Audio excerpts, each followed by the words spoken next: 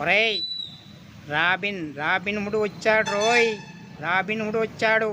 అర్ధరాత్రి black money దాచిపెట్టిన దొంగల ఇళ్లలోకి దోచుకోవడానికి రాబిన్ హుడ్ వచ్చాడు రోయ్.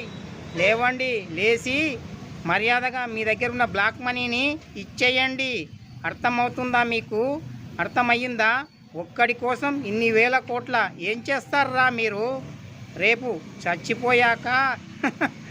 చచ్చిపోయాక మీ శవంపై వేసి తగలబెట్టేస్తారా ఏంటి? అందుకే నా మాట విని డబ్బు ఇచ్చేయండి. నేను దేశంలోని పేద ప్రజలందరికీ పంచుతాను. పాపం వాళ్ళు కూడా ధనవంతులుగా బతకని అదే నా ఆశ.